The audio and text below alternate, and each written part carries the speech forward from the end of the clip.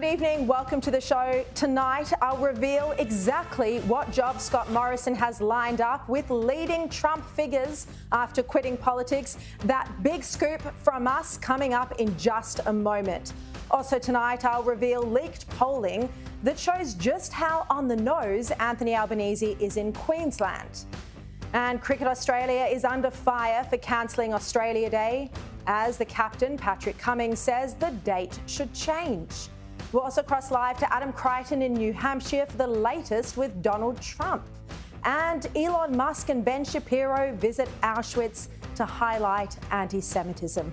More on that later in the show.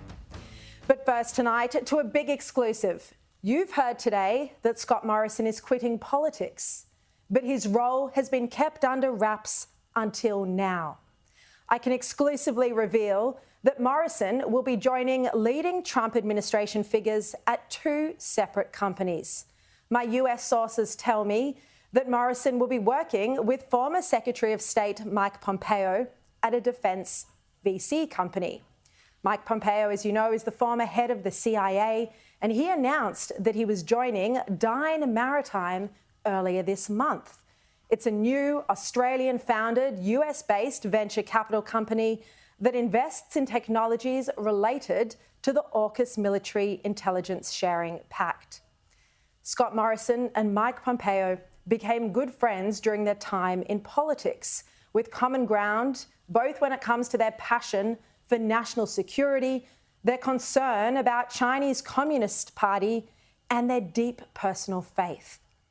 Then, in a separate move, Scott Morrison will join Donald Trump's former National Security Advisor Robert O'Brien at the firm he co-founded and is chairman of, American Global Strategies. Now, over the past couple of years, I've interviewed on multiple occasions both Robert O'Brien and Mike Pompeo.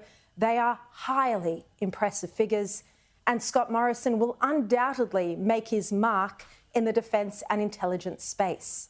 And you've got to stick with us on Sky News tonight, because Scott Morrison is going to be on with Paul Murray right after my show for an exclusive interview, so don't go anywhere. Now, when he takes up these roles, Morrison will still be based in Sydney in the Sutherland Shire, but it's likely he'll be travelling overseas. And it's important to note that his roles, both working closely with Mike Pompeo and Robert O'Brien, well, they played key roles in Trump's presidency. And this will be immensely helpful if Trump does return to the White House, as it's looking increasingly likely. This is quite a telling contrast. Scott Morrison's excellent relationship with key US figures, while Albanese will struggle if the Republicans, and especially Trump, win at the next election. Donald Trump famously rolled out the red carpet for Scott Morrison and his wife Jenny at the White House, an honour only reserved for his closest political allies. Albanese, meanwhile, is said to be getting quite worried about a Trump comeback and how this will impact on his chance of a second term in office. Albanese has said publicly that he'd like to serve a full term, which would take him to an election date close to May next year.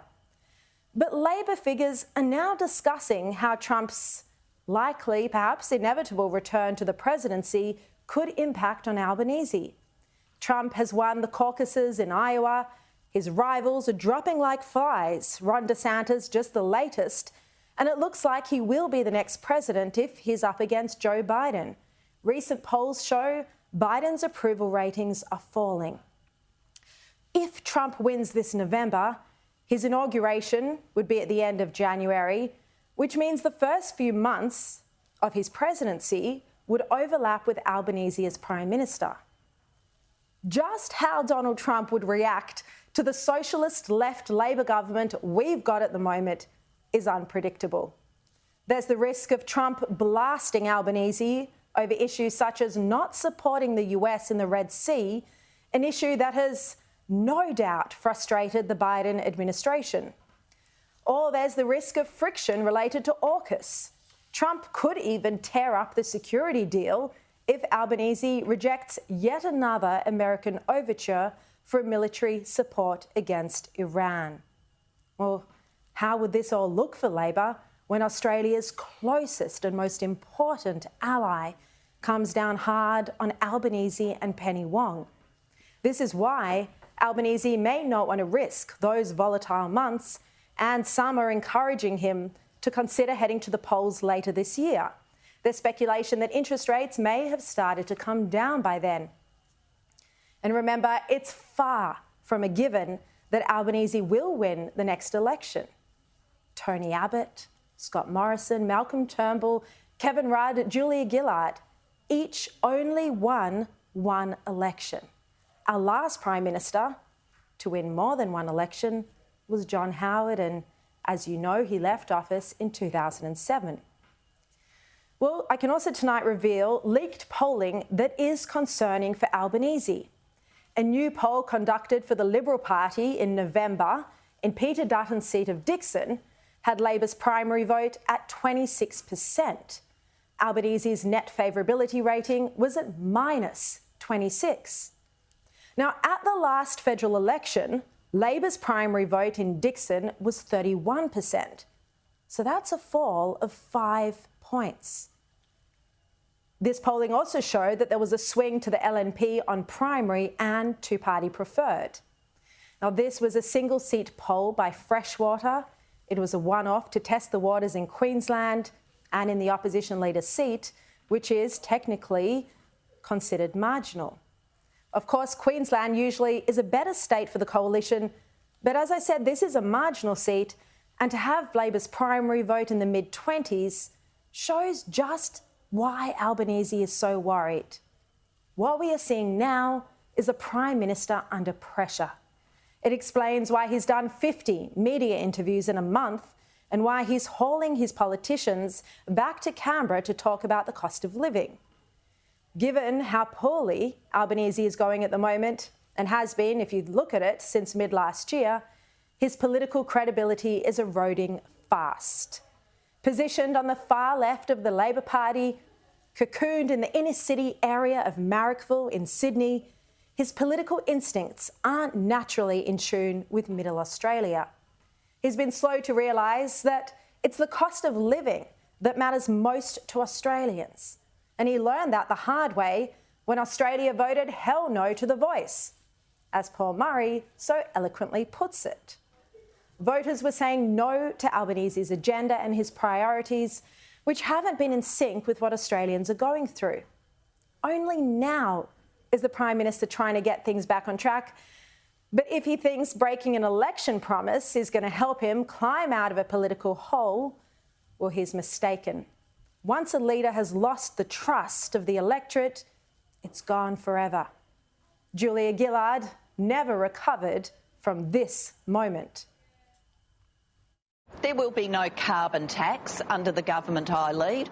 As a nation, we need to put a price on carbon and create a clean energy future. And now Albanese is being accused of his own major broken promise on the Stage 3 tax cuts.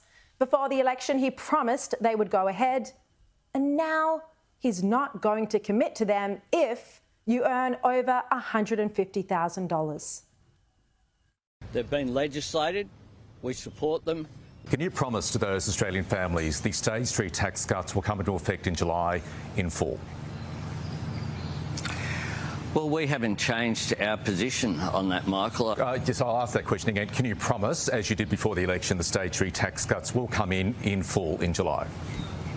Well, I've said we haven't changed our position, But can you promise, Prime Minister? Well, I've said I can't be clearer than that. We haven't changed our position. That's not exactly a promise, PM. It was a promise before the election. Has that promise changed? Yeah, you can play word games, Michael. Nothing has changed. I support tax cuts, and everyone will be getting a tax cut. Me too. Will I get one? You will always be looked after, Kyle. And so the breaking news tonight is that anyone earning over $150,000 will not receive a tax cut. Anyone over $150,000, because that's what Labor considers the top end of town. They think that anyone earning that amount of money does not deserve a tax cut. They don't mind breaking the election promise for anyone earning over $150,000. Now, whether or not you agree with everyone getting tax cuts, it's unquestionably a broken promise, and as you can expect, it's gone down like a lead balloon. If you want to retain that sort of flexibility, then you shouldn't go to the elections with those sorts of promises. And there is also a strong argument that people plan their financial affairs and rely to a degree of certainty upon government policy, and that's why these tax cuts were legislated. I mean, they've been modelled into the budget, their fiscal and economic and macroeconomic consequences. If that is what the Prime Minister does, he's breaking an election commitment. Moving away from any aspect of the Stage 3 tax cuts would be the mother of all broken promises. Well, this isn't the first broken promise from Albanese. First, the Prime Minister promised there'd be no changes to superannuation, but then increased the tax rate on accounts over $3 million. He promised a $275 cut to power prices, but electricity has gone up by 23% or even more in some states. There was the promise there'd be no changes to franking credits, but then Labor removed franking credits connected to capital raising and share buybacks. Labor promised higher real wages and cheaper mortgages. As you know, neither of those things have eventuated. They promised a 24/7 registered nurse in every aged care home. This still hasn't been fulfilled. Albanese promised industrial relations bargaining would not be industry-wide, but yet that is what we're seeing. This all gives the Liberals a lot of material to work with ahead of the next election, and they've already released an ad in the last 24 hours related to the Stage 3 tax cuts. And now, the Stage 3 tax cuts add to the broken promises list.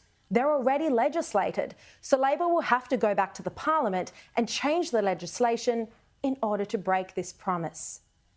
A broken promise matters when it comes to people's pay packets, when they've planned their financial affairs for their family based on the tax changes. There's no question Middle Australia is shouldering the burden of our tax system, with around half of their salary going straight to government coffers. And then you think, with all this tax that Australians are paying, Labor has given $46.5 million to the Gaza Strip and to Palestinians, and Israel is clearly worried that this money will go to fund terrorism, as government official Elon Levy told me on this program last night. But we have a problem that Hamas is hijacking aid, and the international agencies that are supposed to be looking out for civilians in Gaza have absolutely nothing to say about that. And we think it's very important that there be international accountability, that the money that you are sending for civilians genuinely reach civilians and not be appropriated and hijacked by terrorists instead. Now, I'm going to come back to the story we've just broken tonight, that former Prime Minister Scott Morrison has accepted a job working with Mike Pompeo and another role working with Robert O'Brien. We're going to come back to that a bit later in the show. But first, let's look at what Cricket Australia boss Nick Hockley had to say when he was grilled by 2GB's Ben Fordham today over his decision to snub Australia Day at Friday's Test match. We want everyone to come along and have the most fantastic time to celebrate Australia Day. But you won't mention Australia Day. We're seeking to be as inclusive and welcoming as possible. All right, well, I don't know how you're including the majority of Australians who want to celebrate the National Day. So we are not precluding anybody celebrating Australia Day. We're not boycotting Australia Day. We're playing Test cricket on Australia Day. I understand that you're just not mentioning it either, right? We encourage people to come to the cricket and celebrate on Australia Day. Test captain Pat Cummins also weighed in, and he said that the Australia Day date should change. I absolutely love Australia. I think it's the best country in the world by a mile, and I think we should have an Australia Day, but I think we can probably find a more appropriate day to celebrate it. I think it is hard because these, something like Jan 26, it does mean something different to different people. I think we're all in unison. We absolutely love Australia and feel really lucky and privileged to be here in this country, but it is a delicate one, and it's going to be a tough day for some. Now, you've heard Andrew Bolt and Peter Credlin speak about the problems with all of this today, but yet another issue, and this is rank hypocrisy, is that Cricket Australia is taking a political stance on Australia Day Yet they've said nothing about the sacking of South Africa's Jewish under-19s cricket captain David Teager based on the fraudulent reason that they were concerned for his safety. Joining me now, Sky News host Steve Price and former Speaker of the House, Bronwyn Bishop. Welcome to you both. Great to see you here, Bronwyn. Now, Steve, has Australia Day become a flashpoint for the left to attack our history, our culture, our Anzac spirit, trying to make us something to be ashamed of? Of course it has. It starts in the schools, which is a major disappointment. You've got to remember, Pat Cummins is 30 years old, so he spent the best part of the last decade being lectured to by people who tell him that Australia Day is an evil day that we shouldn't celebrate. And so what's now happened is you got that Nick Hockley bloke who's British, who perhaps doesn't understand how so many Australians actually enjoy Australia Day, refusing to even mention the two words at any time at the Gabba when it comes around on Friday. Now, that is just absolutely outrageous. We're going to have a welcome to country ceremony. We'll be talking about Indigenous leaders, past, present and emerging, but we can't celebrate our own country. Now, Cricket Australia's got to explain this, because in the past, you have played the national anthem on Australia Day, and it should be, it's a national team. So the national team is representing us in cricket, and we should all be able to celebrate. I just hope, and I'm sure you and Bronwyn will agree, that so many good Brisbaneites turn up at the Gabba wearing an Australian floppy hat or a flag around their shoulders or the colours of the Australian flag. Let's just hope that happens. Bronwyn, I mean, we have this debate every year ahead of Australia Day, but the difference this year is the position that Cricket Australia has taken, and then you've got corporates like Woolworths as well deciding not to sell the Australian flag. Well, the first thing, I don't consider them to be Cricket Australia. They are a group of people playing cricket in our country. There's nothing Australian about anything that any of them have said. In fact, it's downright disloyal. And I'm fed up to the back teeth. And the same goes for the tennis. This is our national day. You're a POM, you recognise what we do in our country. And the same goes to the person who runs tennis in down there in Melbourne. So I just get very angry when I hear the pillars that are holding our society together are trying to be knocked away. Now, look, if you don't like celebrating the 26th because that's when Captain Phillip arrived, try the 26th of January. It was also the day that all Australians became Australian citizens under the 1948 Act. Before that, they were just British subjects. So it is a great celebration on two counts. And that includes everybody.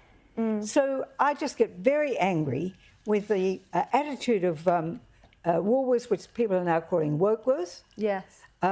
Again, led by someone who's not from Australia. Do not try and dislodge the things that matter to us. Try and understand that we are a great nation, we love our country, we love our people, and we want to celebrate the great egalitarian spirit that is Australia. Steve, it is a public holiday, so a lot of people traditionally organise parties, celebration, families get together, barbecues, go to the beach, go to the park. Do you think the comments that we've seen this week, today from the cricket captain, will make people feel too embarrassed or ashamed to actually celebrate the day? Probably. It's interesting Bronwyn says that she doesn't consider the Australian cricket team, that they're a bunch of cricketers playing cricket in our country. I would imagine that within that starting 11 and within the broader Australian cricket squad, there would be cricketers who are now too frightened to speak out and say, I actually support the 26th of January. You imagine what would happen if you were a cricketer who came out and said that. You'd be ostracised by the left. You'd be slammed by parts of the media. You'd be called a traitor. You'd be attacked by the Indigenous groups, the Lydia Thorpes of this world. So I hope people do go out and celebrate. Look, Australia Day's always been a much bigger day in Sydney than anywhere else in Australia, for a simple reason that you've got the harbour and you've got the historical connection to the First Fleet. But you go to country and regional towns where we broadcast to, and many of those country and regional towns have fantastic celebrations on Australia Day. And Australians are in the backyard with a barbecue with their mates. I mean, the minority screaming to the majority that we shouldn't be proud of being Australian, like Bronwyn said, gives everyone a real pain in the backside. Yeah. All right, let's move on to another topic now. Tesla boss Elon Musk has said that he is aspirationally Jewish as he took a trip to Poland. He and Ben Shapiro, a well-known conservative commentator, visited the Auschwitz-Birkenau death camp. Just 2 months ago, Elon Musk was criticised when he endorsed as the actual truth a post on Twitter, on X, that accused Jewish groups of pushing hatred against whites. But now he's apologised for that. The billionaire on this trip admitted that he was naive about anti-Semitism. And this trip is particularly important because Ben Shapiro has been in an online war with other high-profile conservative commentators about anti-Semitism and about Israel.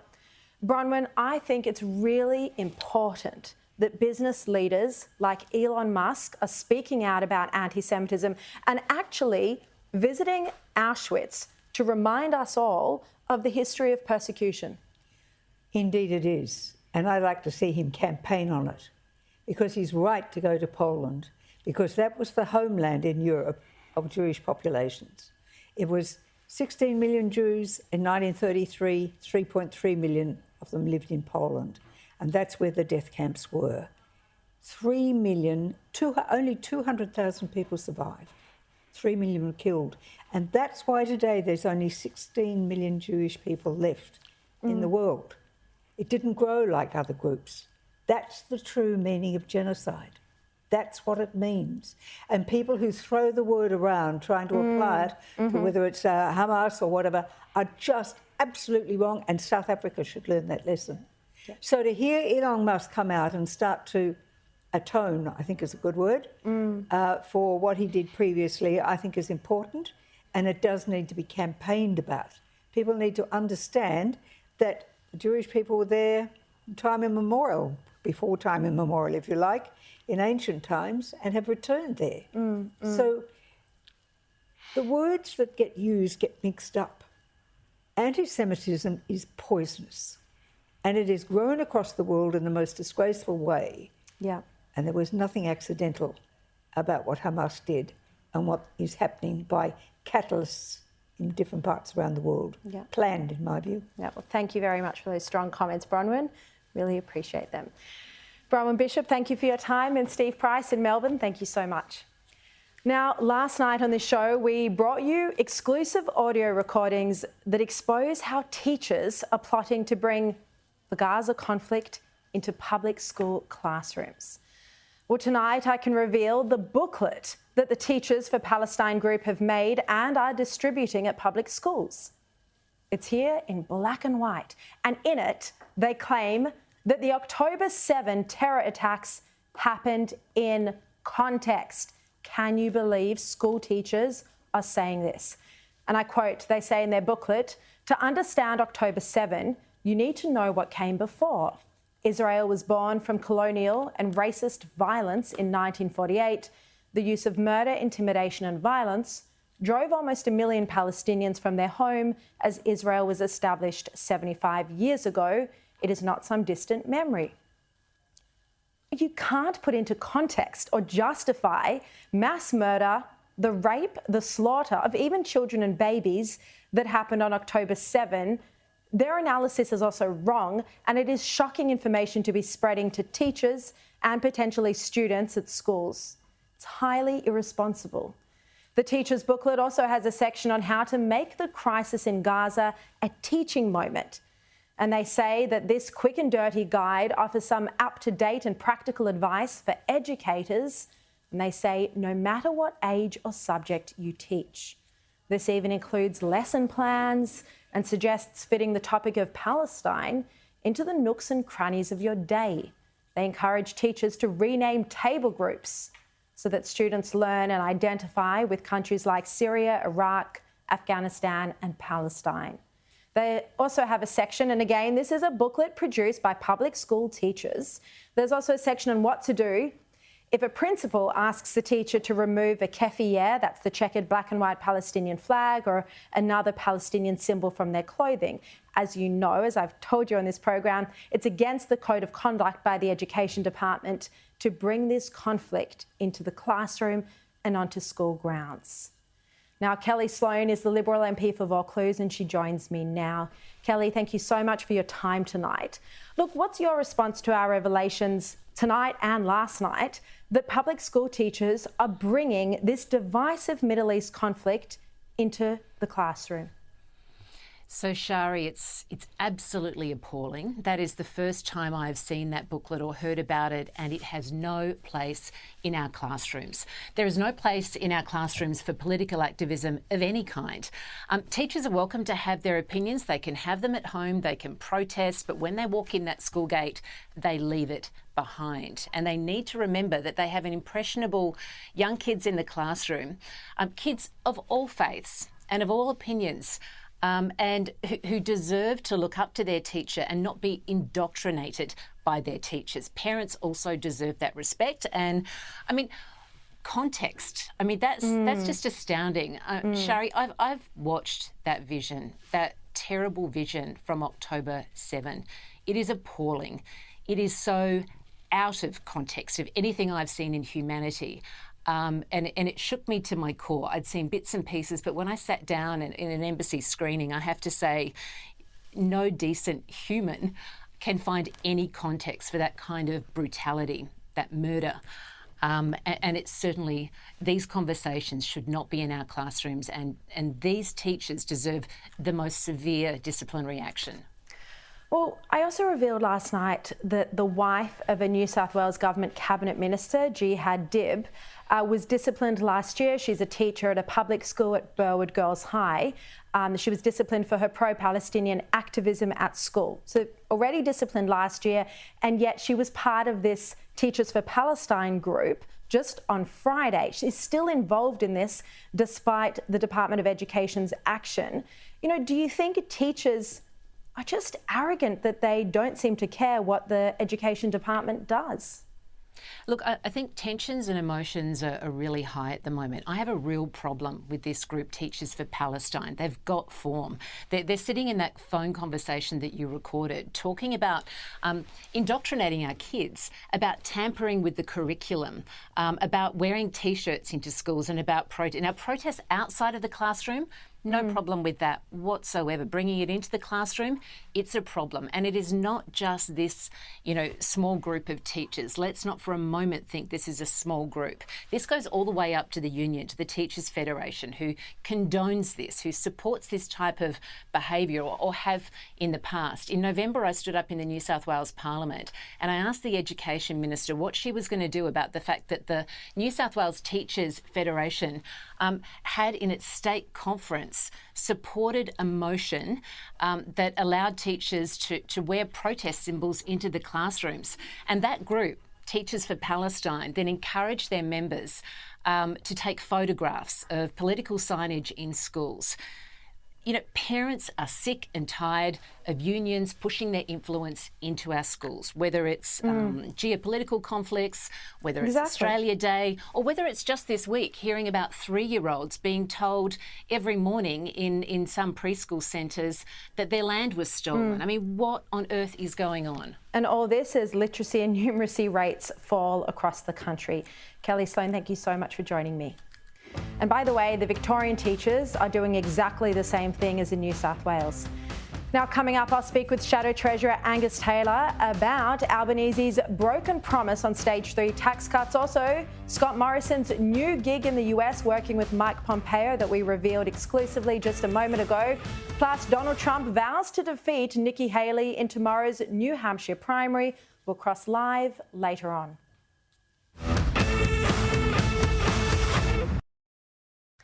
Well, breaking news that workers who earn over $150,000 will miss out on the Stage 3 tax cuts.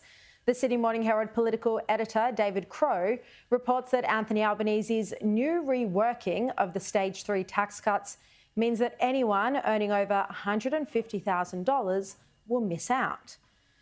He reports that that's 1 million Australians. 1 million Australians who will be affected by this broken promise. This reportedly went to Cabinet today, and there's been a leak to the Herald. Let's bring in now for reaction Shadow Treasurer Angus Taylor. Welcome to the program. So, as you just heard, the government's expected to argue that those earning over $150,000 don't deserve tax relief. What's your response to this? Well, the first and most important point, Sharri, and thank you for having me on, is that this is the mother of all broken promises. This is the mother of all broken promises. Here's a Prime Minister and Treasurer who committed 100 times, or more than 100 times between them, to stick with these stage 3 tax cuts, as they're called, these tax cuts. And it's clear now that he's going to break that promise. But worse, they've been to 2 elections, and this Prime Minister and Treasurer both voted for these tax cuts. Now, Australians have been expecting them to go through because they went into legislation, they're in law, they've gone to 2 elections, and both sides of politics supported them. And yet it is very clear this Prime Minister's word is worth nothing, Sharri. It is worth absolutely nothing. He has declared war on aspiration in this country. And I tell you what, if he's declared war on aspiration, every aspirational Australian should be worried about where he's going and what he's doing. So just to go to the detail of what the Herald has put out there tonight, do you think people earning $150,000 are wealthy and don't deserve the legislated tax cut? Well, you know, first of all, I'm not going to get into the detail because I haven't seen it all, and frankly, the way this government is leaking things out to the press is chaotic, it's dysfunctional, you know, we just hear thought bubble after thought bubble. This isn't a thought bubble, this is a credible report by the Sydney Morning Herald's political editor, David Crowe. Like, do you think people earning over $150,000 deserve a tax cut? You know, Sharri, I'll respond when this Prime Minister has the guts to stand up and say that he's declared war on aspirational Australians, because that's exactly what he's doing here. Now, let me tell you, the thing about inflation and the cost of living crisis we're facing now, we've faced them before, and you don't get out of them by declaring war on aspiration. You don't get out of them by having a class war, and you certainly don't get out of them by breaking a promise that you've made alongside the Treasurer over 100 times, Sharri. No, I understand the broken promise argument. I spoke about it at length at the start of the show. It's a pretty strong argument, They Sharri. have broken their promise. I said the same thing. But what I'm asking you is, do you think the stage 3 tax cuts should go ahead for people earning over $150,000? All of the stage 3 tax cuts, as per the stage 2 and stage 1 tax cuts, should go ahead because they've gone to elections. Both sides of politics have supported them.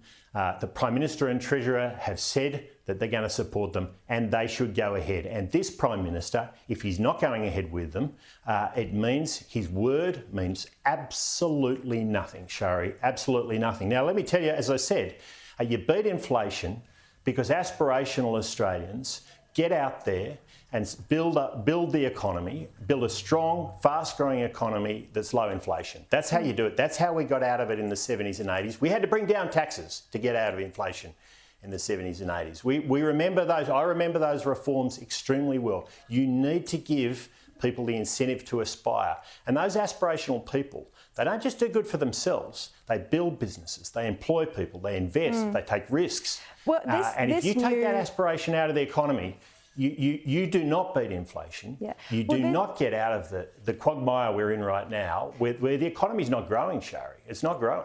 The reworked stage 3 tax cuts, you know, announced by the Herald tonight, announced by the Albanese government, went to Cabinet this afternoon reportedly. The government is saying that people on $150,000 and over are wealthy. Do you think that's the case? Yeah. Well, you know what?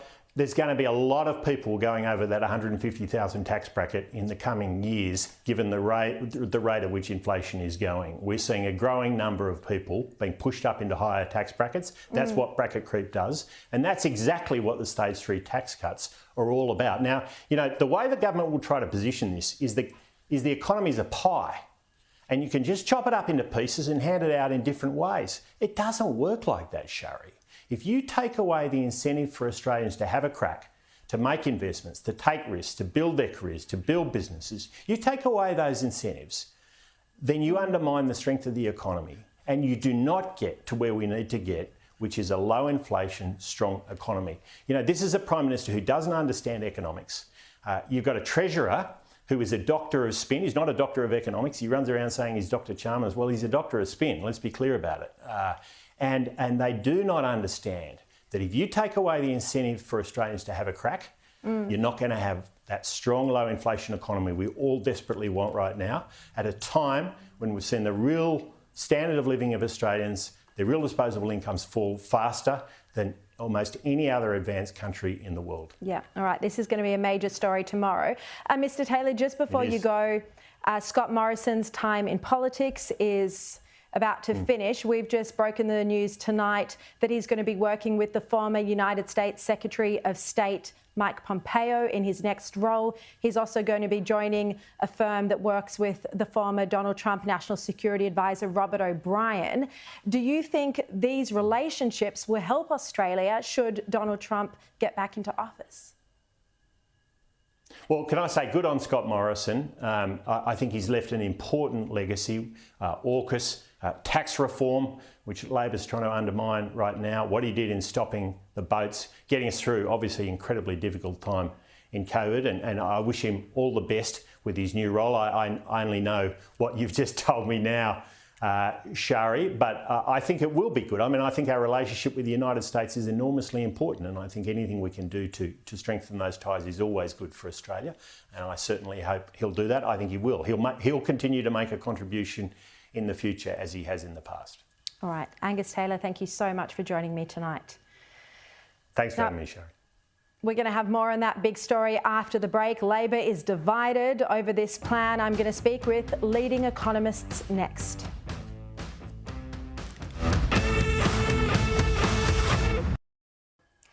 Well, Anthony Albanese is being accused of a broken promise over the Stage 3 tax cuts, and here's why.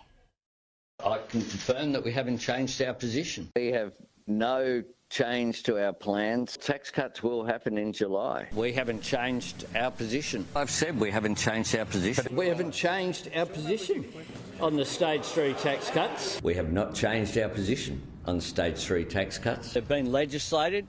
We support them. Our position hasn't changed. But these Stage 3 tax cuts aren't about giving handouts to wealthy people, as Labor will undoubtedly pitch it when they front up tomorrow. This is about correcting an outrageous tax grab against working Australians. The government has taken more and more money out of people's pockets because of bracket creep.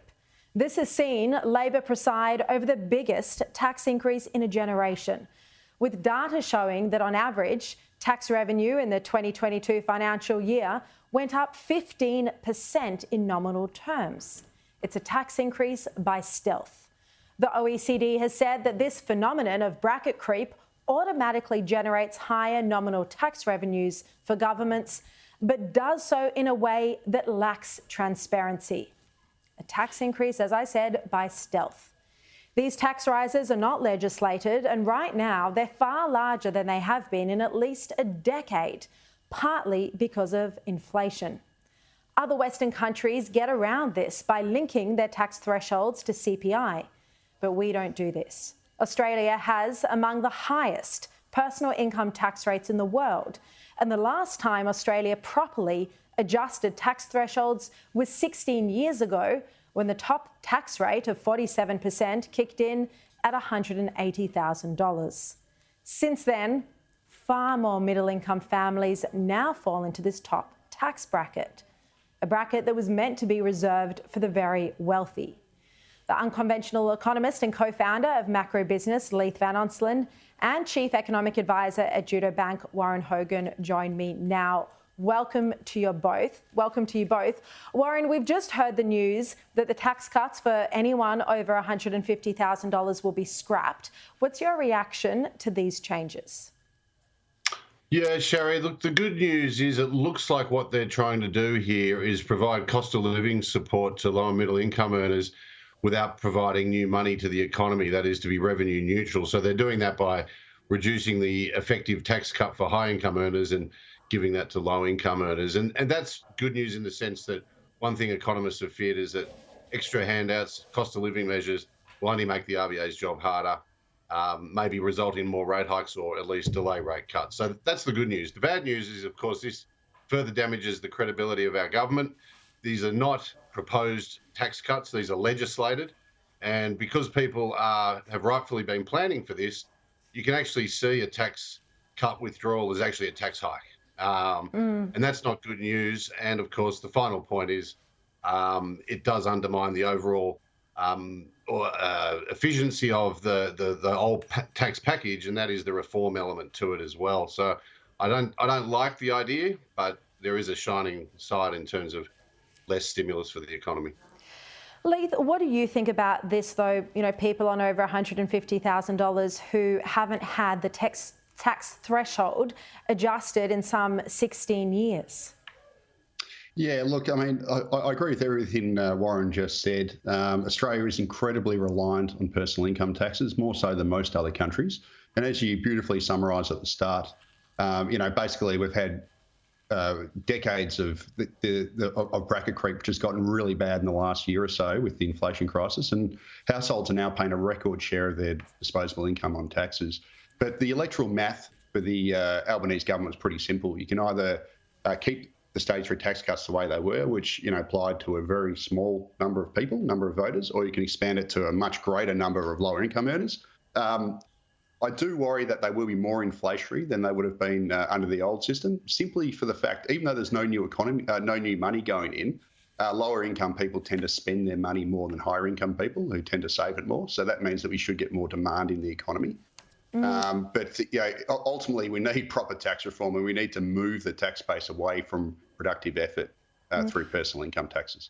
Warren, I actually spoke to an economist who said the same thing as Leith just said today, that the tax cuts that were meant to come in for the higher income bracket, that people in that income bracket usually save that. Is that something that you agree with, that it would have been less inflationary under the old system?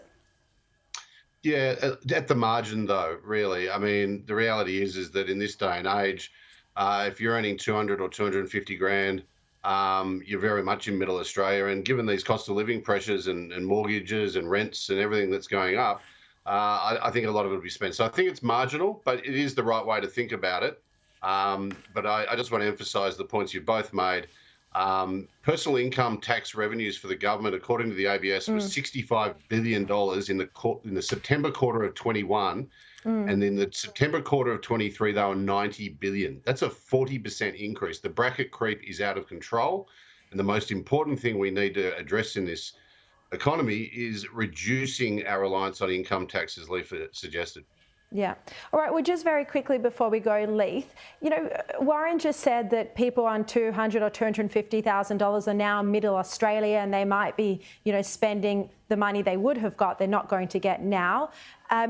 What do you think about this? Because Labor now are saying that anyone over $150,000 will not be getting a tax cut. Is this middle Australia, or is this how Labor sees those people? Clearly, the top end of town. Yeah, I think they actually will receive the tax cut. My reading of the situation is that someone on 200, for example, will receive the same tax cut as someone on 150, whereas previously they would have received more. So I think they still will receive a tax cut. They just that instead of receiving, say, $9,000 a year, they might receive, you know, $4,000. I'm just guessing. I haven't actually seen the package. And obviously, you know, whether that's a high income or not depends where you live. If you live in Sydney and Melbourne, you've got a big mortgage and a family, it's not particularly high. But when you look at the overall, dispersion of taxpayers in Australia, it certainly is high. They're at the higher end. Yeah. All right, Leith Van Onselen, Warren Hogan, thank you both so much. Now, after the break, a crucial Republican primary and how it could seal Donald Trump's fate. We'll cross live to New Hampshire next.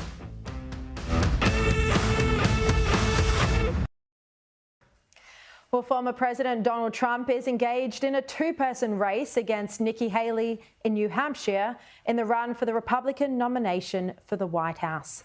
The Australian's Washington correspondent Adam Crichton joins me now. Welcome, Adam. Look, this is heating up as quite a sweep for Donald Trump. Do you think Nikki Haley has any chance at this point? Well, look, if she has a chance, it's going to be in this state. She's about 15 points behind here. And of course, she lost Iowa last week by 30 points. But as you suggest, it really is Donald Trump's to lose here. I mean, he's on about 52% support at the moment, and she's on about 35%. That's still quite a significant margin. And of course, if she loses here, then she faces him again in South Carolina, her home state. But in that state, Trump is far ahead. So, look, I mean, I think he has it, but then there is a history in this state of New Hampshire of there being upsets. So we have to wait and see. Polls open in about 3 hours here.